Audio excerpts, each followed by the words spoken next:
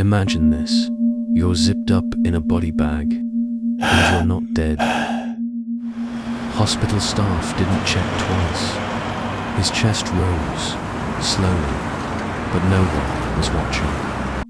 As the doctor made the first cut, the man's body twitched.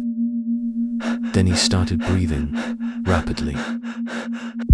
The doctors froze. The man they were about to dissect started moving. He was officially declared dead, but he wasn't. He was paralyzed, not gone. A rare condition called catalepsy. They almost cut open a living man, because no one checked again.